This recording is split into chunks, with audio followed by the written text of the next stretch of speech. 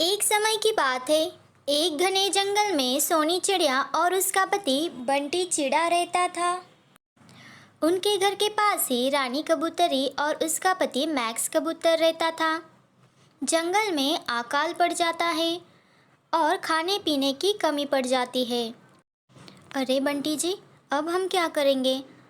करीब करीब सारा जंगल हमने छान मारा है, लेकिन खाना कहीं नज़र नहीं आ रहा है। ऐसे बिना खाए तो हम मर जाएंगे। हाँ सोनी चिड़िया, तुम बिल्कुल सही कह रहे हो। मैं भी वही सोच रहा हूँ। चलो कबूतर के पास चलते हैं और उन्हें पूछते हैं कि क्या किया जाए। वो दोनों कबूतर के पास चले जाते हैं। कबूतर भी इसी चिंता में था कि खाना कहाँ से जमा करे। वो अपनी अपनी परेशानी एक दूसरे को बता देते हैं। तभी सोनी चिड़िया कहती है, मैंने सुना है पास की जंगल में बहुत सारा खाना है। हम वहाँ जाकर कुछ दिन रह लेते हैं। जैसे ही अपने जंगल की हालत ठीक हो जाएगी, हम अपने जंगल वापस लौट आएंगे। हाँ हाँ, तुम बिल्कुल सही कह रही हो सोनी चिड़िया। अरे पर हम अगर चारों चले गए तो वहाँ हमें रहने के लिए दिक्कत हो जाएगी। ऐसा करो, तुम दोनों यहीं रह जाओ। हम दोनों वहाँ पर जाकर काम ढूंढ लेते हैं। जैसे हमें काम मिलता है, हम दोनों तुम्हें वहाँ पर बुला लेंगे। अरे पर मैं आपके बिना इतने दिन कैसे रहूँगी? मेरा तो आपके बिना मन ही नहीं लगेगा। अरे सोनी, बस कुछ ही दिनों की बात है। मैं जल्दी ही तुम्हें वहाँ बुला लूँगा। चिड़िया और कबूतरी मान जाते हैं और उन दोनों को दूसरे जंगल भेज देते हैं। उन्हें वहाँ चील के यहाँ लकड़ियाँ जमा करने का काम मिल जाता है। उसके बदले उन्हें बहुत सारा खाना मिलता। वो कुछ अपने लिए रखते और कुछ अपने पत्नियों के लिए भेज देते। ऐसा ही कई दिन चलता रहा। चील की बहुत खूबसूरत दो बेटियां रहती है। क्यों ना हम दोनों इन दोनों से शादी कर ले, फिर हमें काम करने की ज़रूरत ही नहीं रहेगी और ऐसे ही हम अपनी पत्नियों को खाना भी भेजते रहेंगे। ऐसा सोचकर वो दोनों उन दोनों से शादी कर लेते हैं।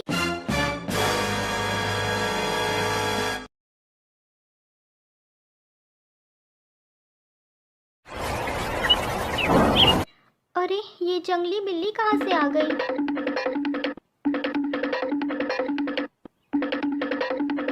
बारिश की वजह से मैं ज़्यादा ऊपर उड़ भी नहीं पा रही हूँ। कहीं ये मेरे बच्चे को खा ना ले।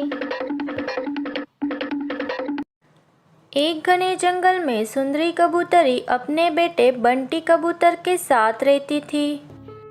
बंटी कबूतर सुंदरी कबूतरी का इकलौता बेटा था, इसलिए वो चाहती थी उसकी शादी धूमधाम से हो। लेकिन बंटी कबूतर किसी को ना बताते हुए सोनी चिड़िया से शादी कर लेता है और उसे अपने घर ले आता है। अरे बेटा, ये मैं क्या देख रही हूँ और ये कौन है? माँ, ये सोनी चिड़िया है। इसे मैं बहुत प्यार करता हूँ। इसके घर वाले हमारे शादी के खिलाफ थे और ये किसी और पंछी से इसकी शादी करा रहे थे, इसलिए मुझे इससे जल्दी जल्दी में शादी करनी पड़ी। मुझे माफ़ कर दो माँ। सुंदरी कबूतरी अपने बेटे के प्यार के खातिर उसे माफ़ कर देती है और उन दोनों को घर में ले लेती है। ऐसे ही कई दिन बीत जाते हैं। थोड़े दिनों बाद सोनी चिड़िया एक अंडा देती है। तभी सुंदरी कबूतरी वहाँ आ जाती है। अरे बहू, ये तो बहुत खुशी की बात है कि तुमने एक अंडा दिया है, लेकिन ध्यान रहे इसमें से सिर्फ पोता ही निकलना चाहिए। अगर पोती हुई तो मुझसे बुरा कोई नहीं होगा। मुझे इस घर में सिर्फ बेटा पंछी ही चाहिए। समझ गई तुम बहू? सुंदरी कबूतरी की ये सारी बात सुनकर सोनी चिड़िया बहुत दुखी होती है। 2 दिन बीत जाते हैं। तभी सुंदरी कबूतरी की सहेली मुनमुन चिड़िया उसे मिलने आती है। सुंदरी कबूतरी उसे चाय देती है और कहती है, अरे क्या मुनमुन चिड़िया, बहुत दिनों बाद तुम्हें अपनी सहेली की याद आई। कहो कैसे आना हुआ? अरे हाँ सुंदरी, बात ही कुछ ऐसी है। दरअसल मेरे बहू को बेटा हुआ है, बस उसी बात की मिठाई लेकर आई हूँ। ये बात सुनकर सुंदरी कबूतरी मन ही मन में और जल जाती है। लेकिन फिर भी वो कहती है, अरे ये तो बहुत खुशी की बात है। बधाई हो तुमको और तुम्हारे बहू को। कुछ दिनों बाद बंटी कबूतर कुछ काम से शहर जाने वाला रहता है। तभी वो कहता है, माँ, मैं ज़मीन के काम से बाहर जा रहा हूँ। तुम अपना और सोनी चिड़िया का ख्याल रखना। और बंटी कबूतर चला जाता है।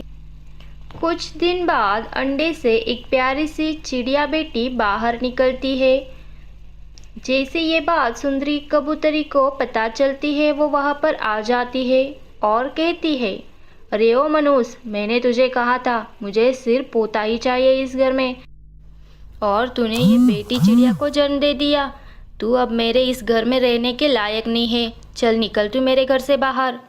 माँ जी, मुझे माफ़ कर दो, लेकिन इसमें मेरी क्या गलती है? ये तो भगवान के हाथ में रहता है। अच्छा, तो तू अब मुझसे ज़ुबान भी लड़ाएगी? चल निकल तू यहाँ से बाहर। और सुंदरी कबूतरी सोनी चिड़िया को घर से बाहर निकाल देती है। अरे ये जंगली बिल्ली कहाँ से आ गई?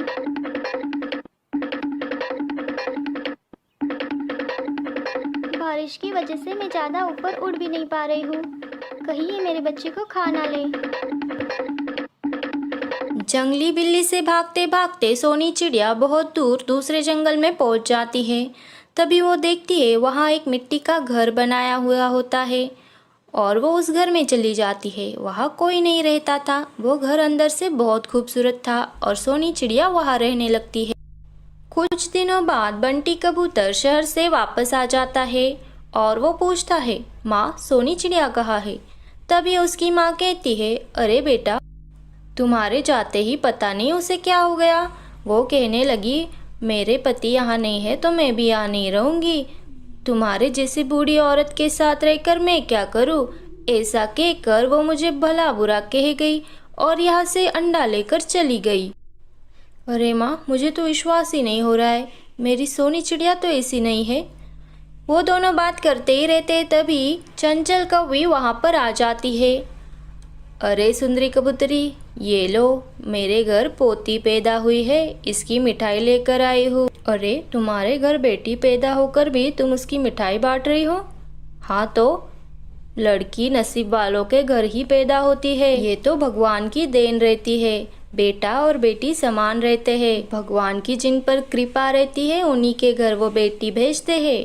बेटी तो घर की लक्ष्मी होती है। ये सारी बातें सुनकर सुंदरी कबूतरी को अपने गलती का एहसास हो जाता है और वो अपने बेटे से कहती है, मुझे माफ कर दो बेटा। सोनी चिड़िया के अंडे में से लड़की चिड़िया निकली थी, इसलिए मैंने उसे घर से निकाल दिया।